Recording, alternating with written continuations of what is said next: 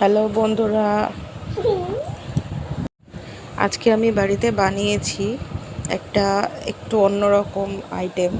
তো সব কিছু তো সবজির খোসা আমরা ফেলেই দিই, তো ভাবলাম যে কেননা সেগুলো দিয়ে একটু কিছু চটপটা টাইপের কিছু বানিয়ে ফেলি। তো তোমরাও দেখে নাও রেসিপিটা। এটা আমি করেছি কিন্তু বড়ি দিয়ে সবজির খোসার একটা চেঞ্জ কি যে এটা কিন্তু খেতে খুব ভালো লাগে। তা তোমরা একবার ট্রাই করে দেখো, রেসিপিটা দেখে নাও। প্রথমে আমি কিন্তু বড়িগুলোকে ভেজে নিয়েছি, তারপরে সর্ষের তেলের মধ্যে আমি ফোড়ন দিয়েছি 1 চামচ কালো জিরে, 2টো শুকনো লঙ্কা, তার মধ্যে দিয়ে দিয়েছি 4-5টা চেরা কাঁচা লঙ্কা। এবার আগে থেকে আমি সবজির খোসা কিন্তু একটু ভাপিয়ে রেখেছিলাম। বেশি সেদ্ধ করব না, করিনি, কারণ বেশি সেদ্ধ করলে সব কিছু গলে যায়। এটা আমার মানে একটু গোটা গোটা রাখার দরকার, তাই আমি সামান্য ভাপিয়ে নিয়েছি। এখানে আছে আলুর খোসা আর লাউয়ের খোসা। এর মধ্যে দিয়ে দিচ্ছি একটু নুন আর হলুদ দিয়ে কিন্তু ভালো করে ভাজা ভাজা করতে থাকবো। এই আইটেমটা রান্না করার পরে কিন্তু আর মনেই হয় না যে এটা কী দিয়ে বানানো হয়েছিল।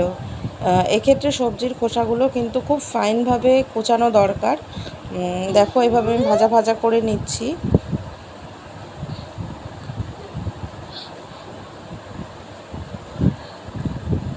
সবজির খোসাগুলো বেশ ভালো করে মজে এলে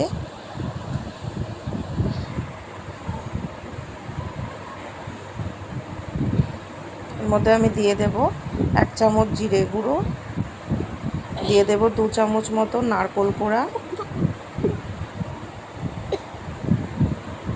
দিয়ে দিচ্ছি ভেজে রাখা বড়ি।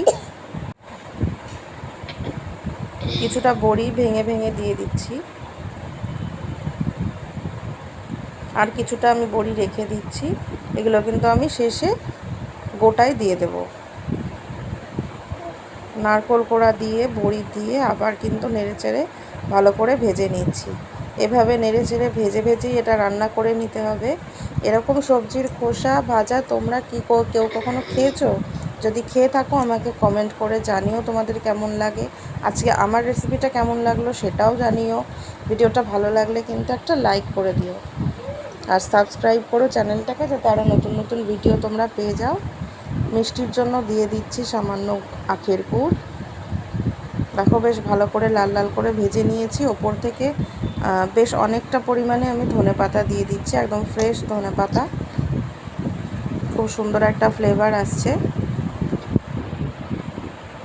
এইভাবে নেড়ে চেড়ে ওপর থেকে আমি দিয়ে দেব কাঁচা সর্ষের তেল, তারপর দিয়ে দেব বড়ি, দিয়ে নামিয়ে নিলেই কিন্তু রেডি হয়ে যাবে একদম বড়ি দিয়ে সবজির খোসার ছেঁচকি। তো তোমরাও বানিয়ে দেখো। এটা ভাতের সাথে, গরম গরম ভাতের সাথে এটা খেয়ে নিলে পরে কিন্তু আর কিচ্ছু লাগবে না, এটা দিয়েই খাওয়া হয়ে যাবে। তো আজকের মতন টাটা। তোমরা দেখে নাও রেসিপিটা।